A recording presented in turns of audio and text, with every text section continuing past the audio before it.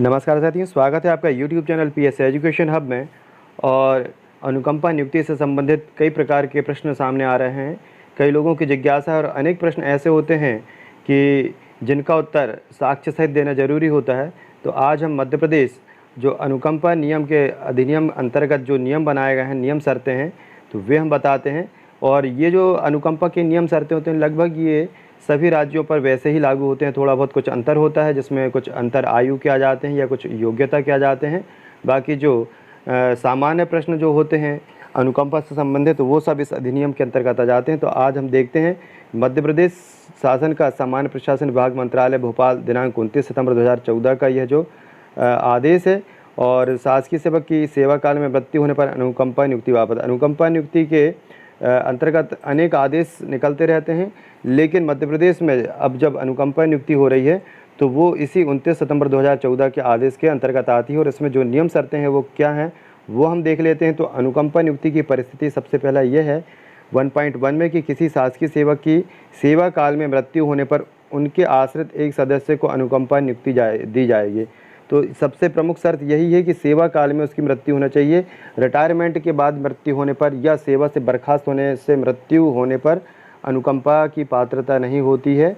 तो जब सेवा काल में होता है तो तभी उसको अनुकंपा की पात्रता होती है। आगे की जानकारी स्टार्ट करने से पहले सभी से निवेदन है कि इस चैनल को सब्सक्राइब जरूर कर लें, जिससे कि आने वाली जितनी भी जानकारी अपडेट हैं वो आपको शिक्षा से संबंधित, कर्मचारियों से संबंधित जानकारी इस चैनल पर उपलब्ध होती है। वीडियो को लाइक करना ना भूलें, इससे हमारा उत्साह बढ़ता है।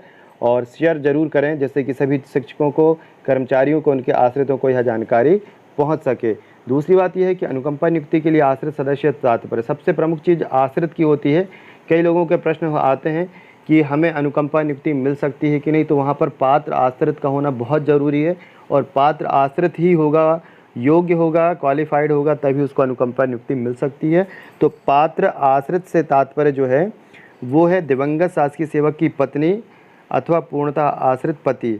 तो सबसे पहले आश्रितों में दो ही लोग आते हैं, एक तो दिवंगत शासकीय सेवक की या तो पत्नी, यानी सेवक कर्मचारी जो है पति है तो पत्नी आश्रित होगी, और यदि पत्नी सेवा में है तो वो पूर्णतः आश्रित पति। पूर्णतः आश्रित पति से मतलब ये है कि उसका कोई अन्य व्यवसाय सेवा नहीं थी, वो पत्नी की जो इनकम थी उसी के ऊपर आश्रित था। अब इन दोनों के बाद जो है मृतक शासकीय सेवक के आश्रित पति पत्नी द्वारा योग्यता न रखने, अब यहाँ पर यदि वो क्वालिफाइड नहीं है, उस योग्यता को नहीं रखते जिससे कि वो उस सेवा को पा सकें, अथवा स्वयं अनुकंपा नियुक्ति न लेना चाहें, तो उसके द्वारा नामांकित पुत्र या अविवाहित पुत्री, यहाँ पर आप देख सकते हैं कि नामांकित पुत्र है या अविवाहित पुत्री है। तो यदि उस पुत्री का विवाह नहीं हुआ है, यानी कि वो अभी पति के आश्रित नहीं है, तो वो अपने पिता के आश्रित होती है, और यहाँ पर नामांकित पुत्र हो सकता है। फिर 2.3 ऐसी विधवा अथवा तलाकशुदा पुत्री जो दिवंगत शासकीय सेवक की मृत्यु के समय उस पर पूर्णतः आश्रित होकर उसके साथ रह रही हो, अथवा उपरोक्त पात्र सदस्य न होने की स्थिति में विधवा पुत्रवधू जो शासकीय सेवक की मृत्यु के समय उस पर पूर्णतः आश्रित होकर के उनके साथ रह रही हो। और कुछ जगह पे अभी ये भी आया है जहाँ पर न्यायालय ने ऐसा आदेश दिया है कि वहाँ पर विवाहित पुत्री को भी शासकीय सेवा में रखा गया है, पर ऐसे मामले बहुत बिरले ही होते हैं। कुछ पॉइंटों पे ऐसे मामले जो न्यायालय आदेशित करता है वहाँ पर ऐसी चीज़ों को मान्य किया जा सकता है।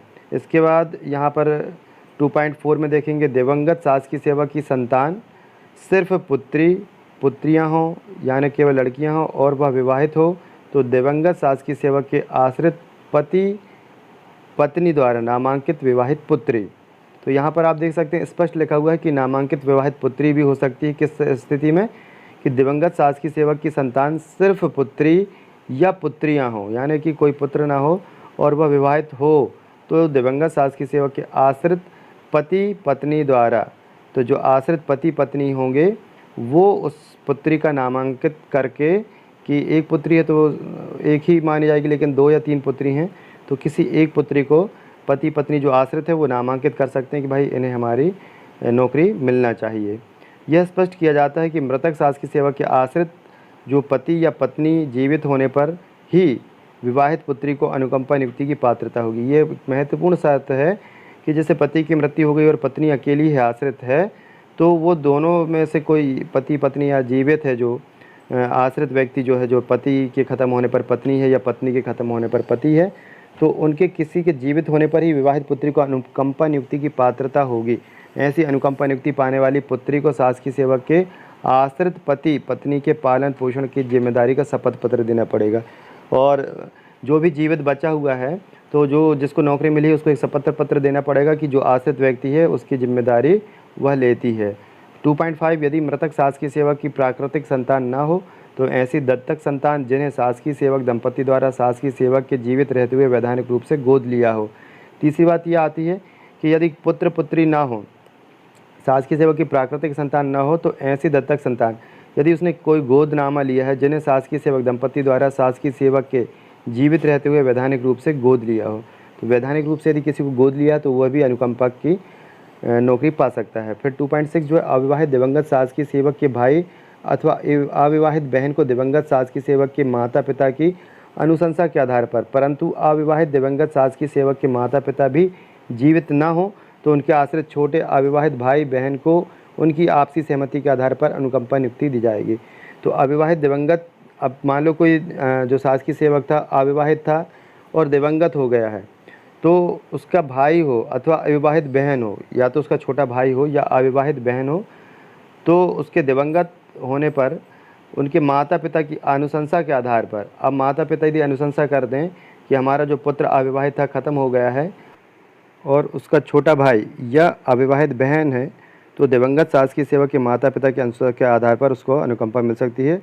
परंतु अविवाहित दिवंगत शासकीय सेवक के माता पिता भी जीवित ना हो तो उनके आश्रित छोटे अविवाहित भाई, यदि माता पिता भी जीवित नहीं तो उनके आश्रित जो छोटा अविवाहित भाई होगा या अविवाहित बहन होगी, तो उनकी आपसी सहमति के आधार पर अनुकंपा नियुक्ति उनको मिल सकती है। 2.7 जो है, मृतक शासकीय सेवक पति पत्नी दोनों में से कोई जीवित ना हो तो उसके परिवार के सभी सदस्य द्वारा एकमत होकर शपथ पत्र पर नामांकित कोई एक सदस्य परिवार में सहमति न होने पर संबंधित जिले के कलेक्टर द्वारा यह निर्णय लिया जाएगा कि किसे अनुकंपा नियुक्ति दी जावे। तो सबसे पहली बात, यदि पति पत्नी दोनों में से कोई जीवित नहीं है तो उसके परिवार के सभी सदस्य जितने भी हैं, मान लो 2 भाई 3 बहन या 2-4 लोग जितने भी हैं, तो ये शपथ पत्र पर नामांकित करके एक कोई सदस्य को नौकरी के लिए कह सकते हैं। और परिवार में यदि सहमति ना हो, यदि आपसी कोई मनमुटाव झगड़े हों, तो इस संबंध में कलेक्टर जो है वो यह निर्णय लेगा कि किसे अनुकंपा नियुक्ति दी जाएगी। यह स्पष्ट किया जाता है कि उपरोक्त सभी कंडिकाओं के परिप्रेक्ष्य में मृतक शासकीय सेवक के आश्रित पति पत्नी के पालन पोषण की जिम्मेदारी का शपथ पत्र अनुकंपा नियुक्ति के पात्र अभ्यर्थी से अनिवार्यता लिया जाएगा। जिसको अनुकंपा नियुक्ति मिल रही है उसे शपथ पत्र देना पड़ेगा कि वो संपूर्ण परिवार जो आश्रित हैं उनकी देखभाल पालन पोषण करेगा। तो इस प्रकार यह जानकारी आज हम इतनी यहीं समाप्त करते हैं।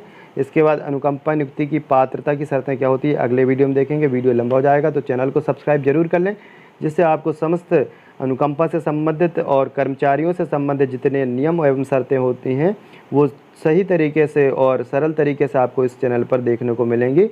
वीडियो को लाइक शेयर करना ना भूलें, चैनल को सब्सक्राइब कर लें। धन्यवाद।